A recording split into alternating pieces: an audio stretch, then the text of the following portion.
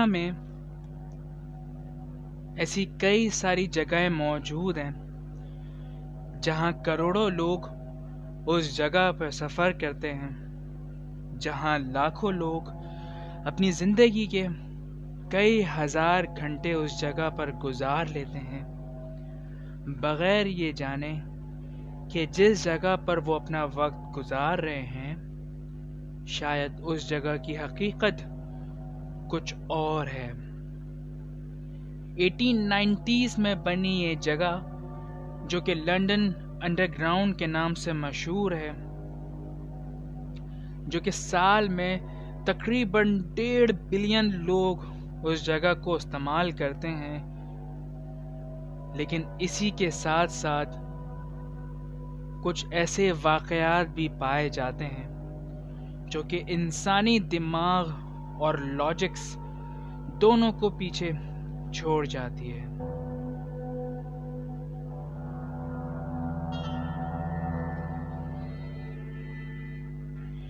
Eighteen nineties میں بنی یہ جگہ جو کہ لنڈن کی سب سے امپورٹنٹ ترین لینڈ مارکس میں سے ایک ہے اور دنیا کے سب سے پرانے ٹرین اسٹیشن کے ٹریکس اسی انڈر گراؤنڈ اسٹیشن میں پائے جاتے ہیں۔ ارلی 90s میں اسٹیو نامی ایک شخص رات کے تقریباً 12 بجے اپنی ڈیوٹی کے کچھ آخری کام انجام دے رہا تھا کہ اچانک اس کو اسی کے دفتر میں ایک کال موصول ہوتی ہے جو کہ اسی کے سیکیورٹی سپروائزر کی ہوتی ہے، جو کہ اسے ٹیلی فون پہ یہ کہتا ہے کہ اسی کے اسٹیشن پہ جبکہ اسٹیشن بند ہو چکا ہے اور رات کے 12 بج چکے ہیں تو اور اس اسٹیشن پہ اس اسٹیو کے علاوہ اور کوئی موجود نہیں ہونا چاہیے تھا۔ تو وہ سیکیورٹی سپروائزر اس کو ٹیلی فون پہ یہ کہتا ہے کہ تمہارے اسٹیشن پر مجھے ایک شخص کھڑا ہوا نظر آ رہا ہے۔ اسٹیو کو بڑی حیرانی ہوتی ہے اور وہ یہی سوچتا ہے کہ رات کے اس پہر میرے علاوہ اور کوئی موجود نہ ہونا چاہیے، تو اس وقت کون موجود ہے؟ وہ اپنی ٹارچ اٹھاتا ہے اور ایلیویٹر سے نیچے انڈر گراؤنڈ اسٹیشن پہ جاتا ہے اور ٹھیک طریقے سے ایکسپلور کرتا ہے، سرچنگ کرتا ہے، تو اس کو اپنے علاوہ اور کوئی موجود دکھائی نہیں دیتا اور سب کچھ ویسے ہی نارمل ہوتا ہے جیسے کہ نارمل ہونا چاہیے۔ تو اسٹیو کو بڑی حیرانی ہوتی ہے اور وہیں موجود اسٹیشن پہ ٹیلی فون بوتھ سے اپنے سیکیورٹی سپروائزر کو فون کرتا ہے اور کہتا ہے کہ سر یہاں تو کوئی موجود نہیں ہے، میں نے ٹھیک طریقے سے ابھی چیک کیا ہے لیکن یہاں کوئی نہیں ہے۔ تو وہی سیکیورٹی سپروائزر اس اسٹیو نامی شخص کو یہ کہتا ہے کہ وہ شخص اب بھی تمہارے سامنے موجود ہے اور میرے سی سی ٹی وی کیمرے پہ صاف نظر آ رہا ہے۔ بجائے ٹیلی فون کو رکھ کے اسٹیو ٹیلی فون کو سائیڈ میں رکھ کے دوبارہ اس اسٹیشن پہ جاتا ہے، دوبارہ سے وہاں پہ ایکسپلور کرتا ہے، لیکن اس کو اپنے علاوہ اور کوئی دکھائی نہیں دیتا اس اسٹیشن پہ۔ اسٹیو دوبارہ جاتا ہے، دوبارہ ٹیلی فون بوتھ سے ہی کال کرتا ہے اور اپنے سپروائزر کو بتاتا ہے کہ سر یا تو آپ مجھ سے مذاق کر رہے ہیں یا تو شاید آپ کا وہم ہے، کیونکہ اس وقت مجھے اس اسٹیشن پہ اپنے علاوہ اور کوئی دکھائی نہیں دے رہا۔ لیکن حیرانی کی بات تو یہ ہے کہ وہ سیکیورٹی سپروائزر اب بھی اپنی بات پر بضد رہتا ہے اور وہ کہتا ہے کہ جس ڈائریکشن پہ تم ٹارچ مار رہے ہو وہ شخص تو اسی ڈائریکشن میں کھڑا ہوا ہے، تمہارے سامنے کھڑا ہوا ہے اور میرے سی سی ٹی وی فوٹیج میں صاف نظر آ رہا ہے۔ وہ شخص دوبارہ سے جاتا ہے لیکن پھر سے اپنے علاوہ اور کسی کو نہیں پاتا اور پھر ایلیویٹر سے واپس اپنے آفس میں اوپر جا ہی رہا ہوتا ہے کہ اچانک اس کو سامنے بنی بینچ پہ ایک سفید رنگ کے کپڑے نظر آتے ہیں۔ اسٹیو بھاگتا ہوا اپنے اسی سیکیورٹی سپروائزر کے پاس جاتا ہے اور یہ بات تصدیق کے ساتھ کہتا ہے کہ جب وہ اس اسٹیشن کو ایکسپلور کر رہا تھا، اس جگہ کو چیک کر رہا تھا، تو اس وقت وہ وائٹ کپڑے اس وقت وہاں موجود نہیں تھے۔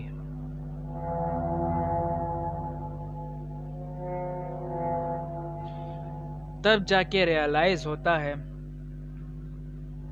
کہ اسٹیو کا سامنا لیورپول اسٹیشن کے مشہور گھوسٹ سے ہوا۔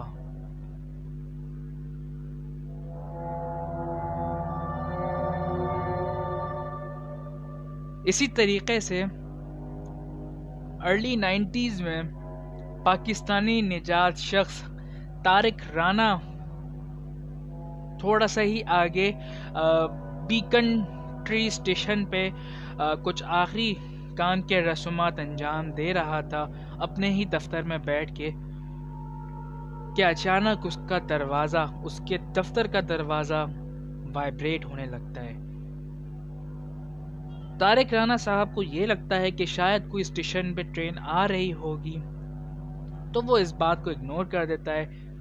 ابھی تھوڑی ہی دیر اس بات کو ہوئی ہوتی ہے کہ اس شخص کا دروازہ دوبارہ سے اسی انٹینسٹی کے ساتھ وائبریٹ ہوتا ہے۔ اس بار اس کو تھوڑی سی حیرانی ہوتی ہے اور وہ اسی بات پہ رکھ کے یہ سمجھتا ہے کہ شاید کوئی ٹرین آ رہی ہوگی یا جا رہی ہوگی۔ اس بات کو وہ اگنور کرتا ہے اور پھر دوبارہ سے یہی انسیڈنٹ جو ہے وہ اس کے دفتر میں دوبارہ ہوتا ہے، اور اس بار تھوڑا سا زیادہ انٹینسٹی کے ساتھ وائبریٹ ہوتا ہے۔ وہ شخص اپنی ٹارچ اٹھاتا ہے اور سامنے ہی بنے پلیٹ فارم پہ جاتا ہے اور دیکھتا ہے کہ کوئی ٹرین نہ آئی، اور حیرانی کی بات تو یہ ہے کہ رات کے 12 بجے کے پہر نہ ہی تو ٹرین وہاں سے کوئی گزرنی تھی۔ وہ شخص دوبارہ جاتا ہے اور یہی سوچتا ہے کہ اپنا کام کمپلیٹ کر کے دروازے لاک کر کے اپنے سپروائزر کے پاس جائے گا، لیکن اس بار اس کا دروازہ باقاعدہ زور سے وائبریٹ ہوتا ہے۔ اس کو تھوڑی گھبراہٹ ہوتی ہے اور وہ اپنا دروازہ لاک کر کے اپنے اسٹیئرز چڑھ کے اپنے سیکیورٹی سپروائزر کے دفتر پہ جا ہی رہا ہوتا ہے کہ اس کو ایسا محسوس ہوتا ہے کہ اس کے پیچھے کوئی موجود ہے۔ پیچھے پلٹ کر دیکھتا ہے تو ایک عورت اسے نظر آتی ہے جو کہ سفید لباس میں اسی کے دروازے کے سامنے کھڑی ہوتی ہے۔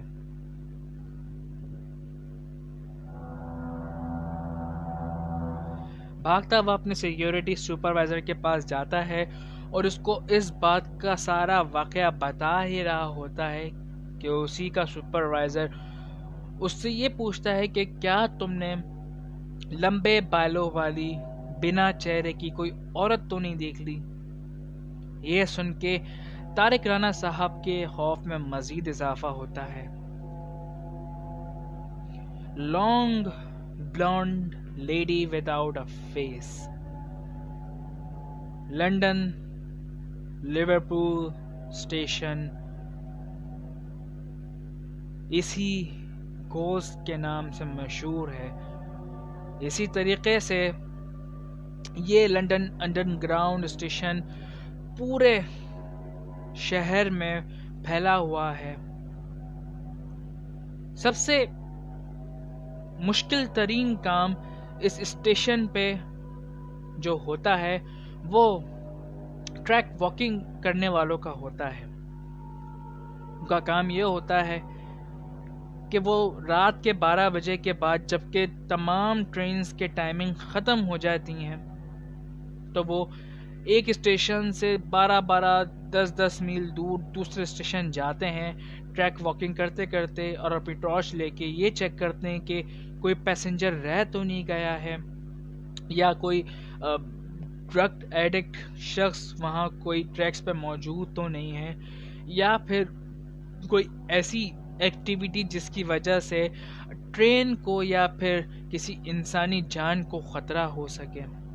اسی طریقے سے 2000 میں ایک شخص جو کہ ٹریک واکنگ کی وہاں پر جاب کرتا تھا اور اس کا ایکسپیرینس جو تھا وہ تقریباً 20 سے 25 سال کا تھا، ایک رات وہ شخص اپنی ٹارچ لے کر ٹریک واکنگ کر رہا ہوتا ہے اور ابھی تقریباً 5 سے 6 میل چلا ہی ہوتا ہے کہ اس کو تھوڑی تھکن محسوس ہوتی ہے۔ وہیں موجود سائٹ پر بیٹھ کر وہ تھوڑا سا ریسٹ کر رہا ہوتا ہے، لیکن یہاں میں بتاتا چلوں کہ جو ٹریک واکنگ کا کام جو ہوتا ہے وہ ٹوٹلی اندھیرے میں ہوتا ہے، کیونکہ ایک تو انڈر گراؤنڈ ہے تو وہاں لائٹ ہونا تو بمشکل ہی ہے، اور ایک تو ٹرینز کی ٹائمنگ ختم ہو چکے ہوتے ہیں تو روشنی تو نہ ہونے کے برابر ہوتی ہے۔ تو وہ شخص بیٹھے ہوئے تھے کہ اچانک ان کو برابر میں ہی موجود رائٹ ہینڈ سائڈ پہ ایسا محسوس ہوا کہ کوئی چل رہا ہے۔ ٹارچ مار کے دیکھتا ہے تو وہاں کوئی موجود نہیں ہوتا، اس بات کو اگنور کرتا ہے اور اس بار دوبارہ اس کو ایسا محسوس ہوتا کہ کوئی پیچھے سے چل رہا ہے۔ ٹارچ مار کے دیکھتا تو کوئی موجود نہیں ہوتا، لیکن کسی کے چلنے کی آواز آ رہی ہوتی ہے۔ جب چاروں طرف ٹارچ مار کے دیکھتا ہے اور جب اس کی ٹارچ زمین پہ آتی ہے تو آواز کے ساتھ ساتھ اس کو فٹ سٹیپس بھی نظر آتے ہیں، اور وہ فٹ سٹیپس جو ہیں وہ اسی ڈائریکشن میں جا رہے ہوتے ہیں جہاں پر اس ٹریک واکر کو جانا تھا۔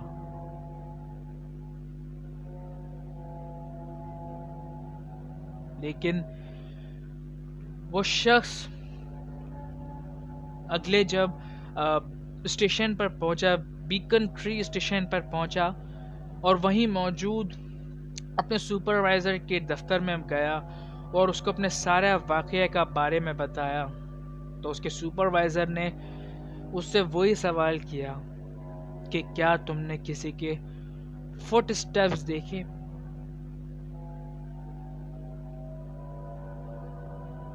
کیونکہ اسی سپروائزر کے ساتھ بھی ایسے کئی سارے واقعات جو ہیں وہ ٹریک واکنگ کے دوران پیش آئے تھے۔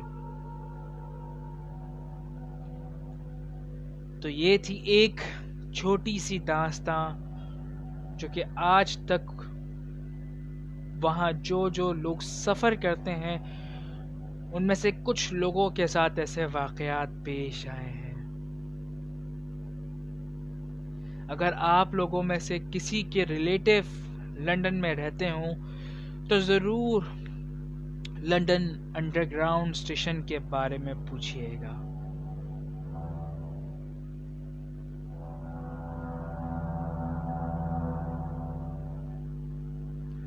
Ladies and gentlemen, friends and fellows, welcome to the Night Horror Show.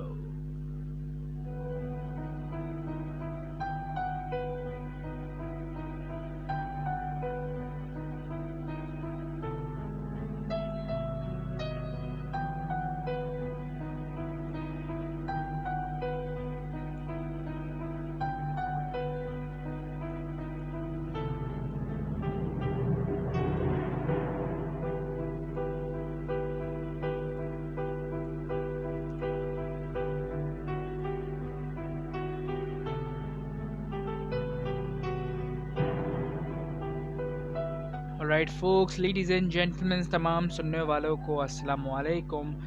میرا نام جہانزیب احمد خان ہے اور اس وقت آپ لوگ مجھے میرے فیس بک پیج سے لائیو سن رہے ہیں۔ آئی ہوپ شو کے سٹارٹنگ میوزک سے ہی آپ کو اس شو کا سینیریو تو سمجھ میں آ گیا ہوگا۔ اس شو میں ہم اس انٹیٹی کے بارے میں بات کرتے ہیں جس کا ذکر قرآن میں بھی موجود ہے، جس کا ذکر بائبل میں بھی ہوا ہے، جس کا ذکر ہندوازم میں گیتا میں بھی ہوا ہے، اور اس بات پہ اکثر لوگوں نے ڈیبیٹ کی ہے اس اینٹیٹی کی ایگزسٹنس پہ، لیکن دنیا میں تقریباً کافی سارے لوگ ایسے ہیں جو کہ ان کی ایگزسٹنس کو آج بھی مانتے ہیں، کیونکہ ڈیولپمنٹ کافی ہو چکی ہے، ٹی وی سیریلز کافی بن چکے ہیں، نیٹ فلکس سیریز میں کافی بار ان چیزوں کے بارے میں کئی ساری ڈاکومنٹریز بن گئی ہیں، سیریز بن چکی ہیں، تو اب تک تو لوگ دیکھتے دیکھتے اس چیز کو ایک مذاق ہی سمجھتے ہیں، لیکن آپ مانیں یا نہ مانیں، ایگزسٹ تو یہ کرتی ہے۔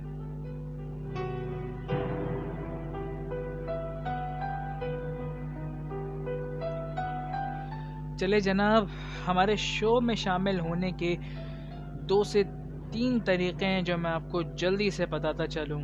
سب سے پہلے وہ لوگ جنہوں نے ہمارا پروگرام ابھی جوائن کیا ہے، اپنا نام بتائیے، اپنی حاضری لگائیے اور بتائیے کہ آپ ہمارا پروگرام سن رہے ہیں۔ اس کے علاوہ آپ ہمیں اسی لائیو براڈ کاسٹ پہ کال بھی کر سکتے ہیں اور اپنے ساتھ ہوئے ہوئے کوئی انسیڈنٹس بھی، یا اپنے کسی فیملی ممبر کا انسیڈنٹ یا آپ کے کسی دوست کا انسیڈنٹ ہم سے شیئر کر سکتے ہیں۔ اس کے علاوہ آپ ہمیں ای میل بھی کر سکتے ہیں which is official.thenightshow@gmail.com، وہ ای میل ایڈریس ہے جہاں پر آپ ہمیں ای میل کر کے اپنے ساتھ ہوئے ہوئے وہ واقعات ہم سے شیئر کر سکتے ہیں۔ اس کے علاوہ اسی ای میل ایڈریس پہ آپ ہمیں اپنے وائس نوٹس بھی سینڈ کر سکتے ہیں۔ اگر آپ کو لکھنے میں پرابلم ہو یا پھر کوئی لمبا انسیڈنٹ ہو تو آپ ہمیں اسی لائیو براڈ کاسٹ پہ ایک چھوٹا سا وائس نوٹ، یا اگر چاہیں تو بڑا بھی کر سکتے ہیں، it's not a big issue. تو اگر آپ چاہیں تو آپ وہ بھی ہم سے شیئر کر سکتے ہیں اور اپنے ساتھ ہوئے ہوئے وہ انسیڈنٹس بھی ہم سے شیئر کر سکتے ہیں۔ خیر، اسٹارٹنگ میں جو ایک واقعہ، جو ایک مسٹری آپ لوگوں سے شیئر کی کہ جو کہ لنڈن انڈر گراؤنڈ اسٹیشن کی ہے، اسی طریقے سے اس جگہ کو ورلڈ وار 2 میں بنکرز کے طور میں استعمال کیا گیا، اور 2005 میں جو اٹیک وہاں ہوا اس سے آپ اور میں بخوبی واقف ہیں۔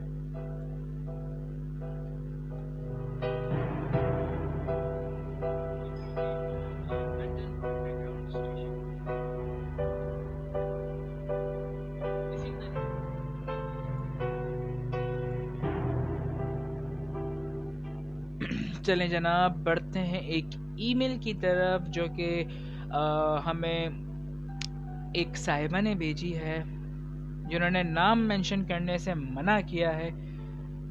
کہتی ہیں کہ السلام علیکم جہاں زیب، مجھے یہ قصہ میرے ڈرائیور چچا نے سنایا تھا جو آج میں آپ سے شیئر کرنا چاہ رہی ہوں۔ جب وہ ٹرک چلاتے تھے تو انہی کی زبانی سنیے۔ 1974 کی بات ہے، میں کراچی میں شفٹ ہوا تھا اور یہاں کرائے پہ ٹرک چلاتا تھا۔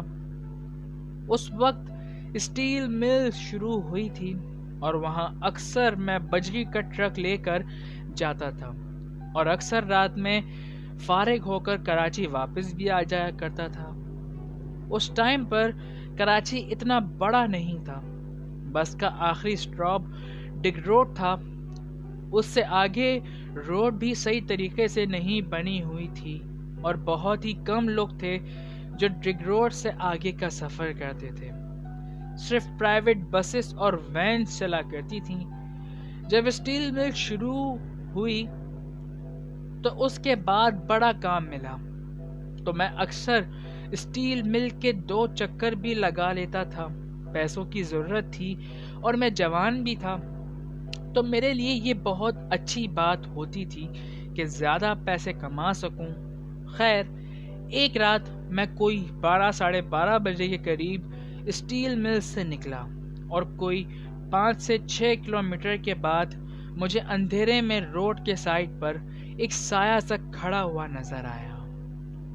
میں جب قریب پہنچا تو وہ ایک عورت تھی جس نے خانہ بدوشوں والے کپڑے پہنے ہوئے تھے جو اکثر اس زمانے میں ہندو عورتیں پہنا کرتی تھیں، اور گھونگھٹ ڈالا ہوا تھا۔ اس نے مجھے ہاتھ دے کر روکا۔ پہلے تو مجھے سمجھ نہیں آیا کہ اس جنگل اور ویرانے میں یہ عورت کہاں سے آ گئی، لیکن میں نے سوچ کر ٹرک روک دیا کہ پتہ نہیں رات کے اس پہر اس کو کیا پریشانی ہے۔ میں نے ٹرک سے اتر کر اس کے قریب جا کر پوچھا کہ کیا بات ہے مائی، اتنی رات میں یہاں کیا کر رہی ہو؟ اس نے جب بولنا شروع کیا تو مجھے پتا چلا کہ وہ کوئی 20 سے 22 سال کی لڑکی ہے۔ اس نے مجھے خاص ہندی سٹائل سے کہا کہ آپ مجھے مکلی قبرستان کے پاس چھوڑ دیں۔ میں نے کہا کہ ٹھیک ہے، آپ بیٹھ جائیں۔ راستے بھر کوئی بات نہیں ہوئی اور وہ مکلی کے قبرستان پر اتر گئی۔ میرے لیے یہ ایک خاص واقعہ تھا کیونکہ جہاں سے میں نے اس کو پک کیا تھا وہاں نہ تو دور دور تک کوئی آبادی تھی، اور مکلی کے پاس جہاں اس کو اتارا تھا وہاں بھی دور دور تک کوئی آبادی نہ تھی۔ لیکن مجھے پتا تھا کہ اکثر خانہ بدوش اسی طرح اندر جنگلوں میں چھوٹے چھوٹے گاؤں بنا کر کہیں بھی رہ لیتے تھے، اسی لیے میں نے اس پر زیادہ دھیان نہیں دیا اور سب کچھ روٹین پر آ گیا۔ کوئی 15 دن بعد اسی طرح کوئی 12 بجے کے بعد میں ایک رات پھر نکلا اور اسی جگہ وہ لڑکی مجھے نظر آئی، اور اسی طرح میں نے اس کو مکلی کے پاس ڈراپ کر دیا۔ اب ہر 10 سے 12 دن کے بعد ایسا ہونے لگا۔ کچھ دن گزرنے کے بعد میں نے اس سے بات کرنا شروع کی تو اس نے بتایا کہ اس کے گاؤں کے قریب ہی جنگل میں ہے اور وہ رات میں مکلی کے پاس اپنی بہن کے گاؤں جاتی ہے جس کا بچہ ہونے والا ہے۔ کچھ دن میں وہ مجھ سے کافی گھل مل گئی اور ایک دن میں نے اس سے اس کا چہرہ دیکھنے کی فرمائش کر دی۔ پہلے تو اس نے مجھے صاف منع کر دیا، لیکن جاتے ہوئے اس نے ایک دفعہ مجھے اپنا چہرہ دکھا دیا۔ وہ بہت خوبصورت لڑکی تھی، سانولی رنگت اور بڑی بڑی کھلی آنکھیں۔ میں نے اس سے اترتے ہوئے پوچھ لیا کہ کیا تمہاری شادی ہو گئی؟ یہ سننا تھا اور اس لڑکی کی آنکھوں سے آنسو گرنا شروع ہو گئے، اور اس نے اپنا گھونگھٹ دوبارہ لے لیا اور شاید روتے ہوئے ہمیشہ کی طرح اندھیرے میں کہیں غائب ہو گئی۔ اس دن کے بعد سے وہ مجھے کبھی نہیں ملی۔ میں کتنی بار رات میں 12 سے لے کر 3 بجے تک اس روڈ سے گزرا، اور جہاں وہ مجھے ملتی تھی وہاں بھی کتنی دیر کھڑا رہا کہ شاید وہ کہیں سے آ جائے، لیکن ایسا نہیں ہوا۔ مجھے لگا کہ شاید میری شادی والا سوال اس کو برا لگ گیا۔ کتنے دن تک میں سوچتا رہا کہ میں نے یہ سوال کیا ہی کیوں، کیونکہ اس کا چہرہ اور اس پر بیٹھے ہوئے آنسو مجھے بار بار یاد آ جایا کرتے تھے۔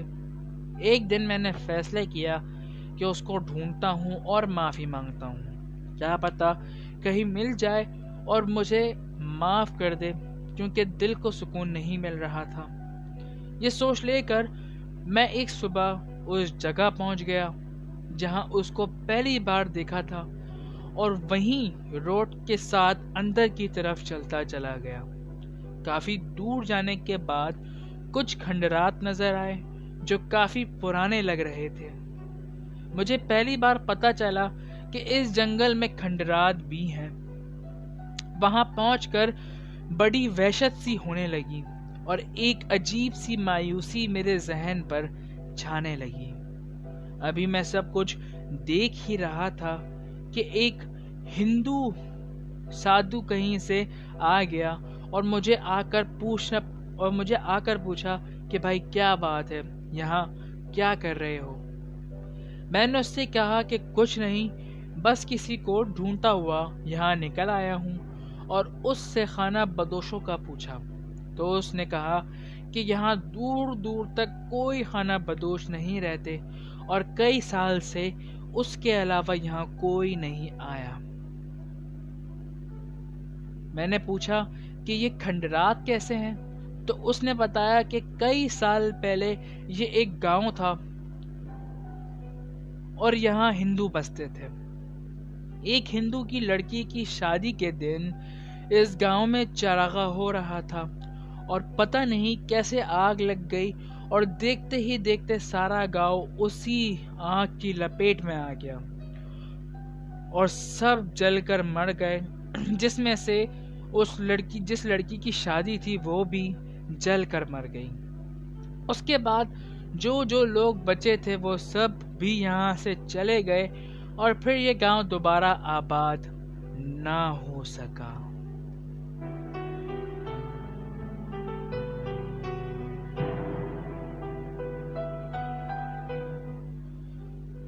یہ سن کر میرے ذہن نے ایک جھٹکا لیا اور مجھے لگا کہ کہیں یہ وہ دلہن تو نہیں جو شادی کا سوال سن کر رونے لگی۔ میں نے سادھو سے پوچھا کہ جب میں نے سادھو سے پوچھنے کے لیے جب نظر اٹھا کر دیکھا تو اب وہاں دور دور تک کوئی نہیں تھا۔ مجھے ایک خوف نے گھیر لیا اور بڑی مشکل سے میں بھاگ کر روڈ تک آیا اور ٹرک سٹارٹ کر کے اسٹیل ملز کی طرف بڑھتا چلا گیا۔ راستے بھر سوچتا رہا کہ پتہ نہیں وہ لڑکی وہی بد نصیب دلہن تھی یا کوئی اور، لیکن اتنے سال گزرنے کے بعد آج تک مجھے اس لڑکی کا چہرہ اور آنسو نہیں بھولتے ہیں۔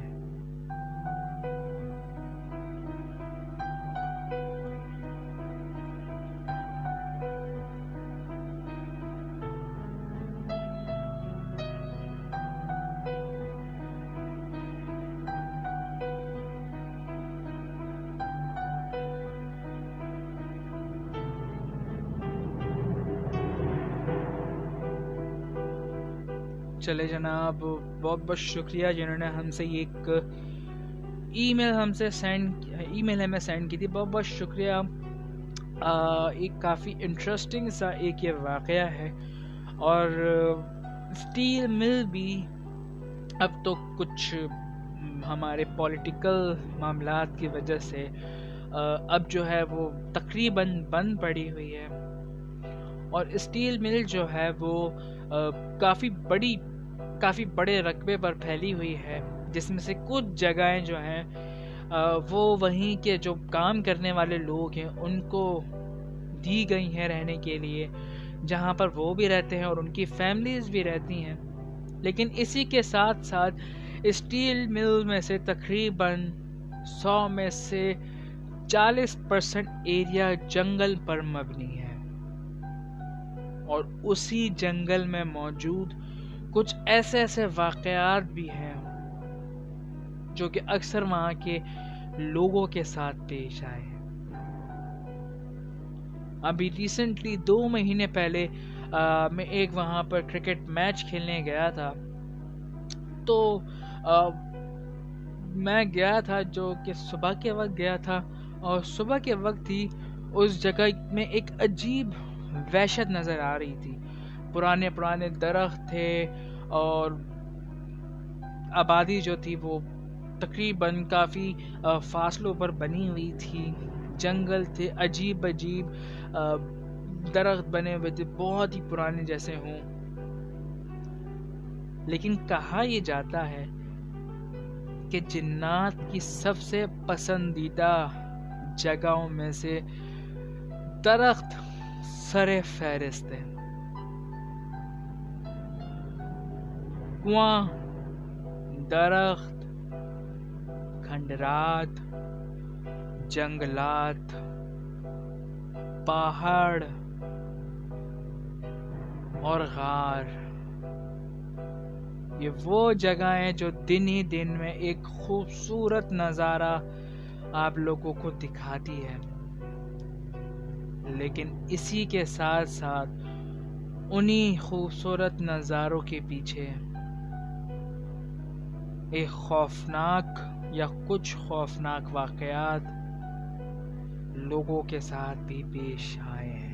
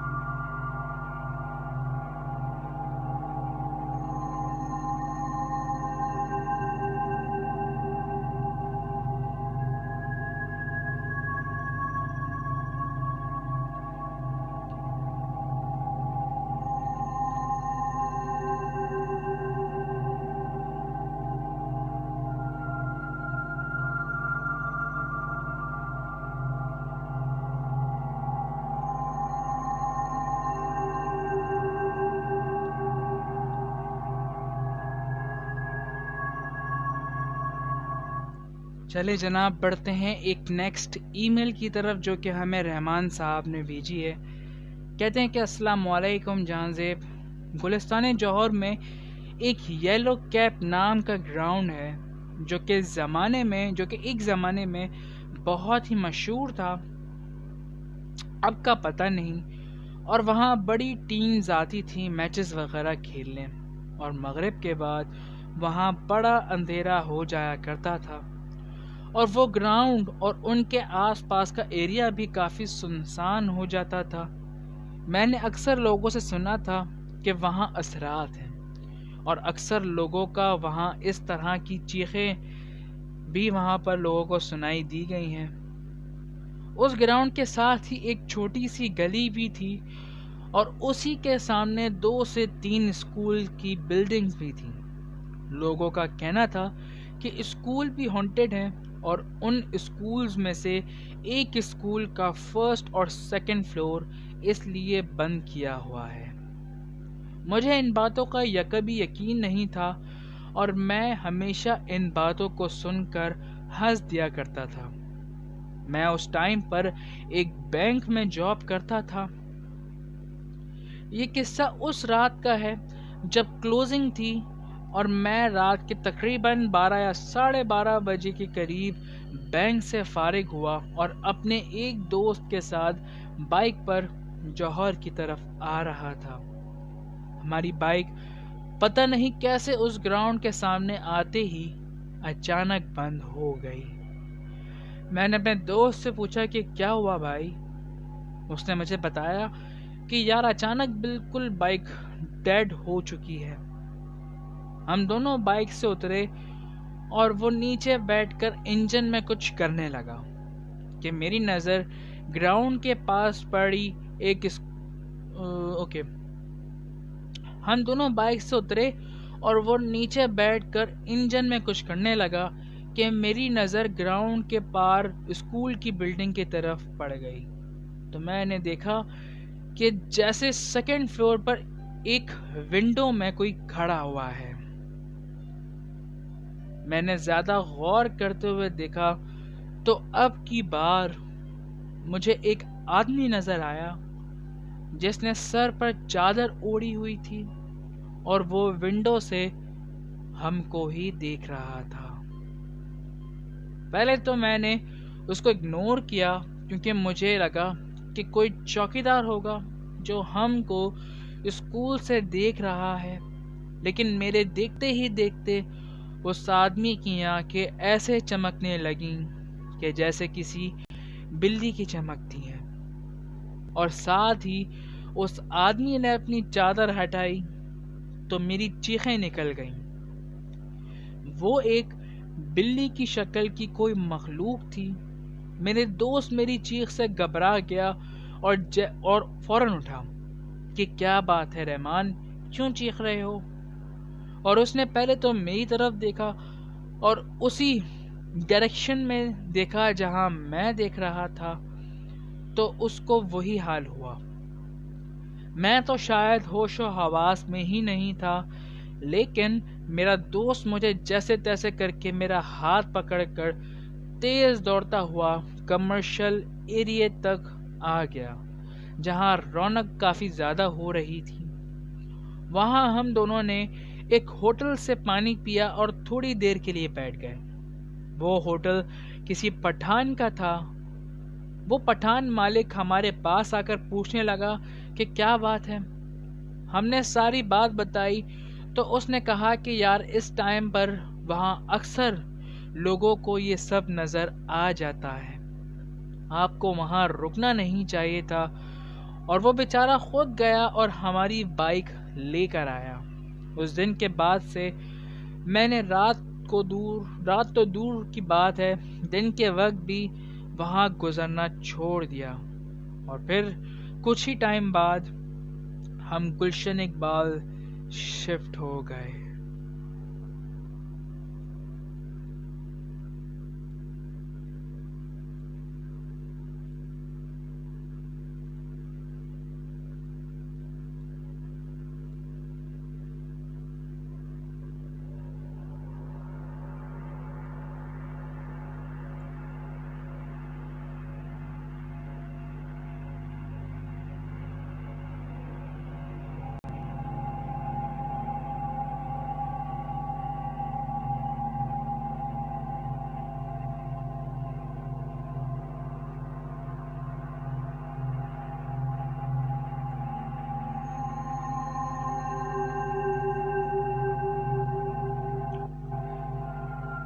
چلیں جناب، بڑی ایک انٹرسٹنگ ای میل جو کہ رحمان صاحب نے ہم سے شیئر کی. بہت بہت شکریہ رحمان. خیر رحمان صاحب، یہ جو گراؤنڈ ہے یلو کیب کا نام، ہاں یلو کیب، اگر آپ میرا شو سن رہے تو مجھے ضرور بتائیے گا اس گراؤنڈ کے بارے میں کہ گراؤنڈ کہاں پر ہے، اور پلیز ضرور بتائیے گا. ایک سب سے امپورٹنٹ بات ہے وہ یہ کہ آئی ایم شیور جنہوں نے کل کا پروگرام سنا ہوگا وہ یہ سوچ رہے ہوں گے کہ آج اور کل کا پروگرام جو ہے وہ بالکل سملر ہے. تو وہ مسئلہ یہ ہوا کہ جب میں اس شو کو ایڈٹ کر رہا تھا تو کچھ پرابلمز ہوئیں جس کی وجہ سے وہ شو جو ہے اس میں کاپی رائٹ اسٹرائک آیا، اور اس کے بعد جو میری پوری آواز جو تھی وہ پورا شو تھا وہ بنا آواز کا رہ گیا. اب حل یہ تھا کہ مجھے شو جو ہے وہ پھر سے طریقے سے دوبارہ سے کرنا تھا، کیونکہ پتہ نہیں کوئی ایک شخص ہوگا ہمارا جنہوں نے کوئی گالی والی بکی تھی یا کوئی ہیٹ اسپیچ جو ہے وہ دی تھی، جس کی وجہ سے فیس بک کی طرف سے وہ پوڈ کاسٹ جو تھی ہماری وہ میوٹ کر دی گئی تھی. تو آپ لوگوں سے ایک ریکویسٹ ہے کہ پلیز ہیٹ اسپیچ کا جو معاملہ ہے اس کو ذرا زیر غور رکھا کریں پروگرام کو سنتے وقت، کیونکہ سزا جو ہے وہ آپ کو بھی ملے گی ہیٹ اسپیچ کے ذریعے سے، اور وہ ہمیں بھی ملے گی. تو پلیز اس بات کا ذرا تھوڑا خیال رکھا کریں کہ آپ کی چند باتوں کی وجہ سے ہمیں بھی تکلیف ہو سکتی ہے، اور ان لوگوں سے بہت زیادہ معذرت جو کہ آج یوٹیوب چینل پہ ہمارے شو کا ویٹ کر رہے تھے. تو یہ شو جو ہے وہ انشاءاللہ اب کل اپلوڈ ہوگا، اور یہ شو جو ہے وہ انشاءاللہ کل، یہ میرا وعدہ ہے کہ اپلوڈ ہو جائے گا. ہمارا یوٹیوب چینل ضرور سبسکرائب کیجئے which is www.youtube.com/The Night Horror Show with Janzeb Ahmed.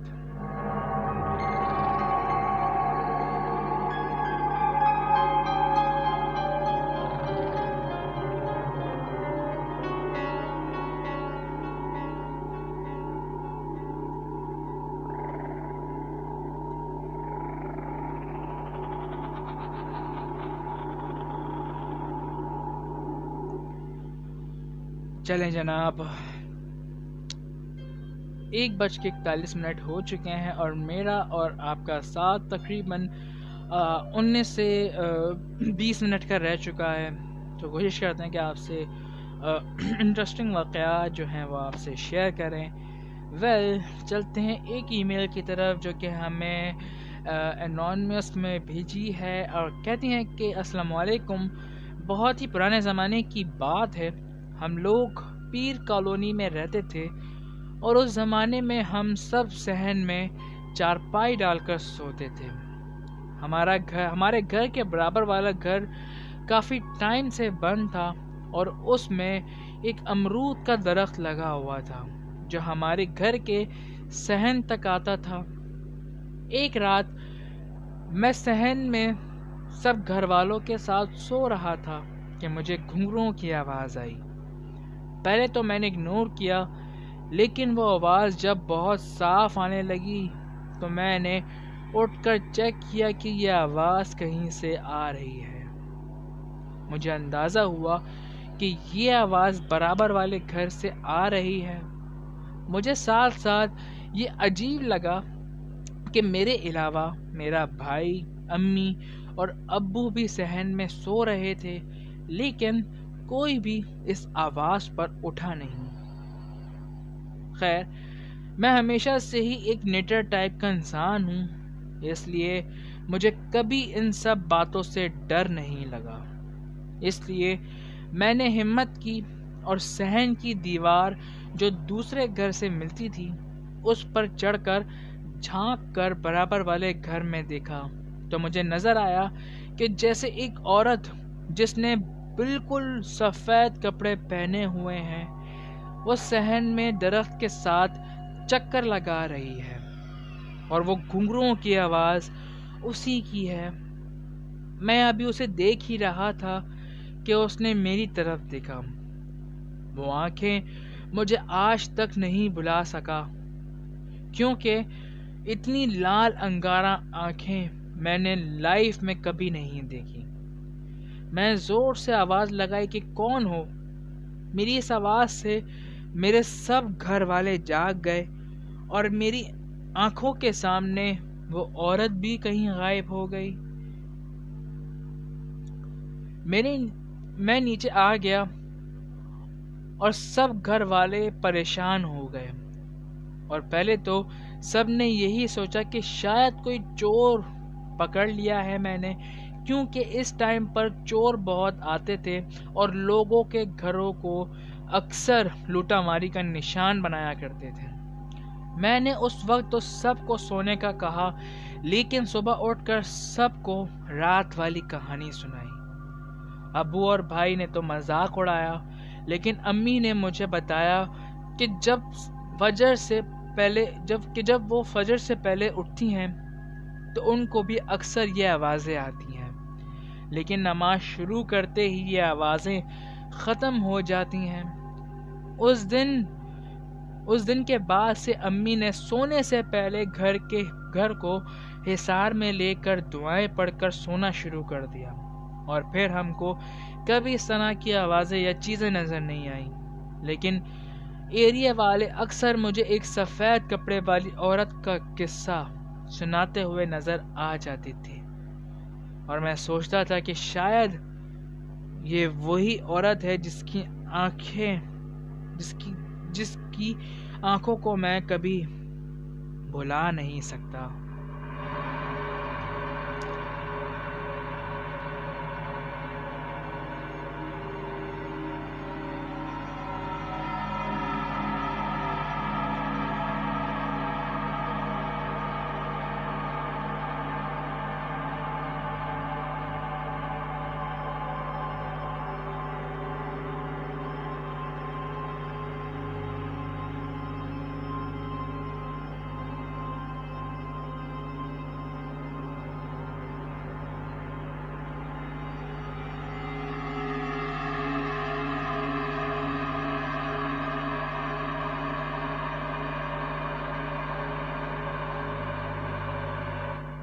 خیر جناب، بڑی ایک انٹرسٹنگ سی ای میل تھی جو کہ ہم سے انہوں نے شیئر کی ہے.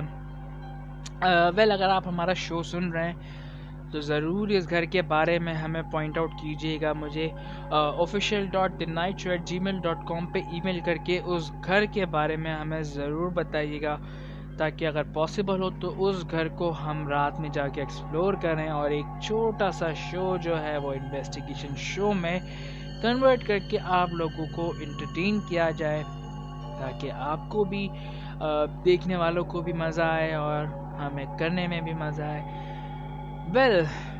ہمارے شو کو ختم ہونے میں تقریباً 10 سے 12 منٹ رہ چکے ہیں، اور آپ کے ساتھ شامل کرتے ہیں 1 سے 2 اور انٹرسٹنگ سی ای میلز.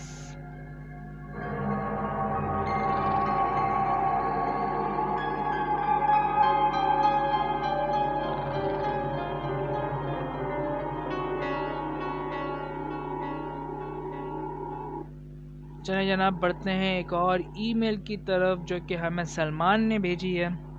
کہتے ہیں کہ السلام علیکم جان سے 1997 میں ہم ایک گھر میں شفٹ ہوئے.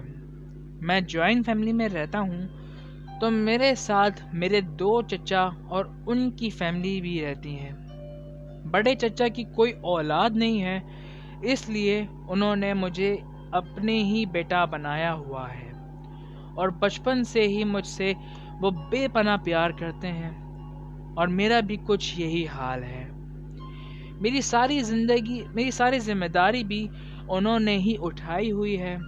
اور جس وقت ہم لوگ نیو گھر میں شفٹ ہوئے تھے تو میں اس وقت 9th کلاس میں پڑھتا تھا، اور میں نے اکثر باہر گلی کے لوگوں سے یہ سنا تھا کہ اس گھر میں جنات رہتے ہیں، اور کوئی بھی زیادہ دن اس گھر میں نہیں رہ پاتا تھا. مجھے یہ باتیں کچھ زیادہ سمجھ نہیں آتی تھیں، کیونکہ جنات کے قصے میں نے صرف لوگوں سے ہی سنے تھے. لیکن پھر بھی میں کئی بار اپنی امی اور چچا سے یہ بات پوچھ چکا تھا، اور ہمیشہ کی طرح انہوں نے میری بات ہنس کر ٹال دی تھی. پھر ایک رات ایسا واقعہ ہوا کہ ہم لوگوں کو وہ گھر فوراً چھوڑنا پڑا اور ایک دوسری جگہ پر شفٹ ہو گئے. مجھے یہ بات میری کزن نے بتائی، کیونکہ گھر کے بڑے میرے سامنے یہ باتیں نہیں کیا کرتے تھے. ایک رات چچا کی طبیعت بہت خراب تھی اور وہ سو نہیں پا رہے تھے، بار بار اٹھ کر کھانس رہے تھے. ہم لوگ روم میں سو رہے تھے اور وہ باہر صحن میں سو رہے تھے. تھوڑی دیر بعد انہوں نے دیکھا کہ میری شکل کا ایک لڑکا ان کے پیروں کے پاس آ کر بیٹھ گیا اور ان کے پیر دبانے لگا. وہ اٹھ گئے اور کہا کہ بیٹا تم جا کر سو جاؤ، اور یہ اچھی بات نہیں ہے کہ تم میرے پیر دباؤ. وہ لڑکا یعنی کہ میں چلا گیا، اور پھر تھوڑی دیر بعد دوبارہ آ کر پیر دبانے لگا. انہوں نے پھر اندر بھیج دیا، لیکن جب تیسری بار لڑکا یعنی کہ میں واپس آیا تو وہ بیچارے خود اٹھ کر لڑکے کو یعنی کہ مجھے اندر روم میں چھوڑنے آئے، اور امی سے کہا کہ یہ بار بار میرے پاس آ رہا ہے اور پیر دبا رہا ہے، اس سے بولو کہ سو جائے اور پریشان نہ ہو. امی نے کہا کہ کون؟ جب ان دونوں نے پیچھے دیکھا تو کوئی نہیں تھا، اور جب میرے بیڈ پر آ کر دیکھا تو میں وہیں پر بہت گہری نیند سو رہا تھا. اسی دن کے بعد سب گھر والوں نے فیصلہ کیا کہ گھر چینج کر لینا چاہیے، کیونکہ اس سے پہلے کہ حالات زیادہ خراب ہوں تو جلد سے جلد اس جگہ کو خالی کر دیا جائے.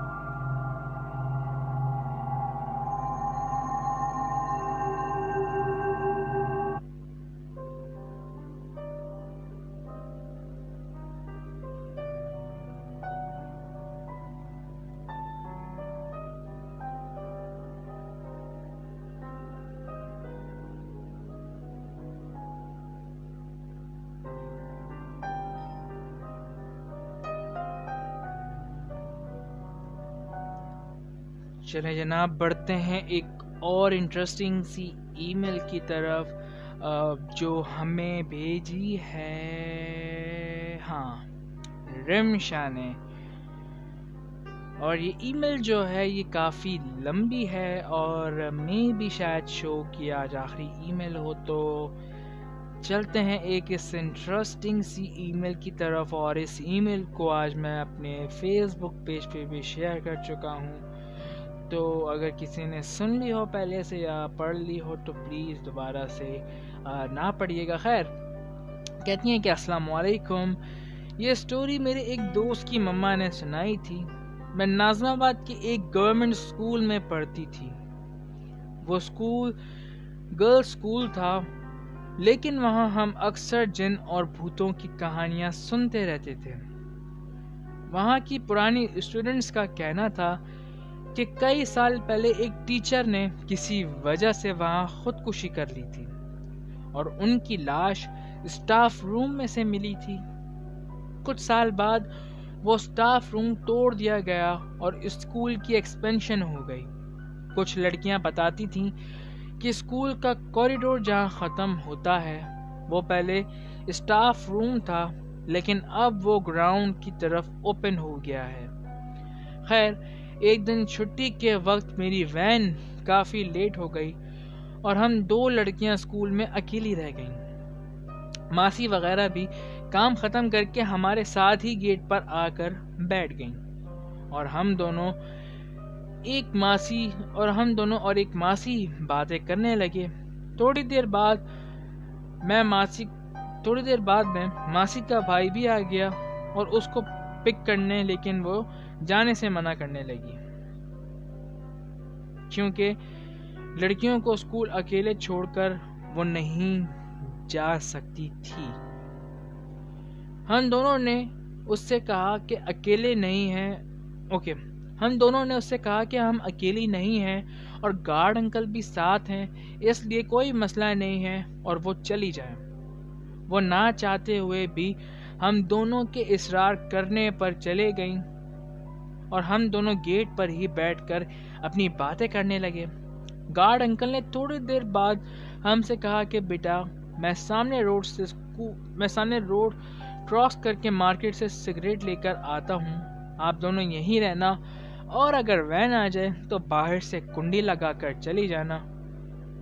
ہم دونوں نے کہا ٹھیک ہے انکل.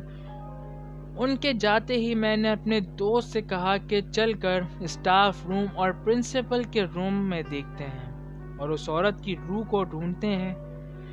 پہلے تو اس نے منع کیا, لیکن پھر وہ مان گئی. ہم دونوں بھاگتے بھاگتے آوازیں نکالتے ہوئے کوریڈور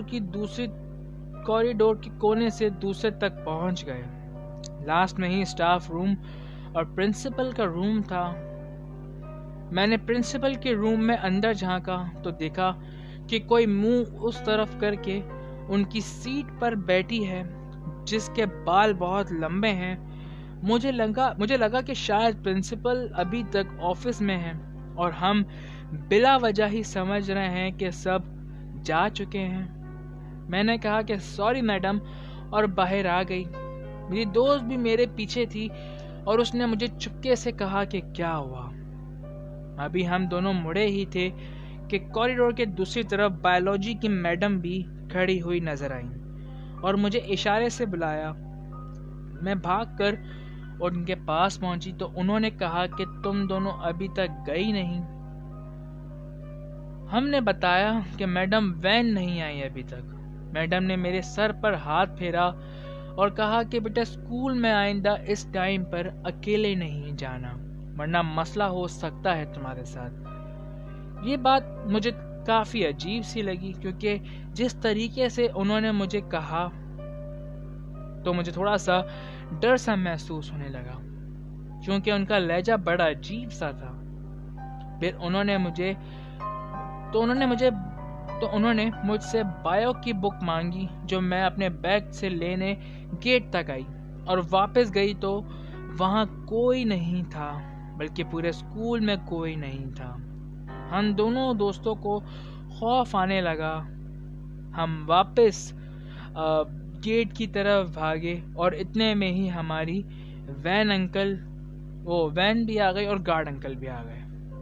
ہم دونوں گھر آ گئے لیکن مجھے ساری رات نیند نہیں آئی. اگلی صبح جب میں بایولوجی کی ٹیچر کے پاس گئی اور ان کو سارا واقعہ بتایا تو انہوں نے مجھے صاف منع کر دیا کہ وہ تو ہاف ڈے لیف لے کر جا چکی تھیں اور وہ ہم کو لے کر فوراً پرنسپل کے آفس لے گئیں. پرنسپل نے ہماری ساری بات سن کر بہت دیر سمجھایا کہ کسی کو اس بارے میں نہ بتائیے ورنہ اسکول کی بدنامی ہوگی اور اسکول بند بھی ہو سکتا ہے. ہم وعدہ کر کے روم سے باہر آئے تو ماسی مل گئی اور وہ شاید سب جانتی تھی. وہ ہم کو لے کر گئی اور کہنے لگی کہ میں کل اس لیے تم دونوں کو اکیلے چھوڑنے سے منع کر رہی تھی کیونکہ اس اسکول میں آصف ہے. یہاں ایک عورت کی روح بھٹکتی ہے اور اس کو کئی بار نظر آئی ہے مگر اسکول والوں نے منع کیا ہوا ہے کسی کو بتانے سے. خیر اس دن کے بعد ہم 2 سال سے اسکول میں رہے لیکن پھر کبھی لیٹ نہیں رکے.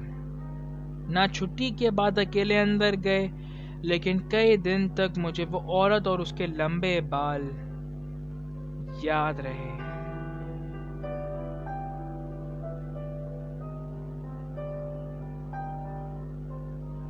خیر جناب، اسی طریقے سے ہمارے ہی کراچی شہر میں موجود ایسے کئی سارے گورنمنٹ ادارے ہیں جو کہ اب تک کھنڈر کی شکل اختیار کر چکے ہیں. اب اسے آپ گورنمنٹ کی نااہلی بھی کہہ سکتے ہیں کیونکہ وہاں پر ہمارے ہی کراچی کے موجودہ لوگ اتنی گند کر دیتے ہیں کہ ہمارے حکمرانوں کو اور گورنمنٹ افسران کو اتنی توفیق بھی نہیں ہوتی کہ وہ اس جگہ کی صفائی کر لیں یا پھر اس جگہ کو ایک ویل ڈیولپ جگہ بنا کر ایک اچھی شکل اختیار کر دیں اس کی. لیکن شاید تکلیف ہوتی ہے ایسا کرنے میں ان کو کیونکہ پیسے تو ان کو اچھے خاصے سے ملتے ہیں لیکن کام جو ہے وہ ان کو کام کرنے کا دل جو ہے ان کو چاہتا نہیں ہے. تو ایک عجیب سنیریو ہے اس پوری دنیا کا، ایک عجیب داستان ہے اس مخلوق کی، ایک عجیب کیفیت ہوتی ہے انسانوں کی جب یہ اینٹیٹی جسے ہم اپنی زبان میں جنات کہتے ہیں یہ جب ہمارے آس پاس موجود ہوتی ہے تو جسم میں ایک الگ سی کیفیت طاری ہو جاتی ہے. ابھی جس جگہ پر بیٹھ کے آپ ہمارا یہ پروگرام سن رہے ہیں، اپنے بیڈ پہ بیٹھ کے، اپنے صوفے پہ بیٹھ کے، اپنے لاؤنج میں بیٹھ کے یا اپنی کسی گاڑی میں بیٹھ کے، کہتے ہیں کہ اس مخلوق کی تعداد انسانوں سے کئی گنا زیادہ ہے اور ہر انسان کے ساتھ تقریباً 11 جنات کا ریشو ہے. اور جب اس مخلوق کے بارے میں بات کی جائے تو یہ اور قریب آ کے اپنے بارے میں سنتی ہے کہ آخر ہمارے بارے میں بات کیا ہو رہی ہے. آپ کو لگتا ہے کہ اس وقت آپ اکیلے موجود ہیں لیکن شاید آپ اس وقت اکیلے موجود نہیں. آپ کے ساتھ کوئی ایسی اینٹیٹی یا ایسی مخلوق بھی موجود ہے جو کہ اس وقت آپ کو دیکھ سکتی ہے، آپ کو سن سکتی ہے اور وقت آنے پر آپ کو اپنی پریزنس ضرور فیل کروائے گی. زندگی رہی تو نیکسٹ شو کے ساتھ دوبارہ آپ سے ملاقات ہوگی. اپنا بہت سارا خیال رکھیے گا، اور تھوڑی سی ٹینشن اور مصروفیات جو کہ جان نہیں چھوڑ رہی ہیں، دعا کیجیے کہ جلد از جلد ان ٹینشنوں سے، اس مصروفیات سے آزادی ملے، تاکہ اور بھی کام کیے جا سکیں۔ اپنا بہت سارا خیال رکھیے گا۔ خدا حافظ۔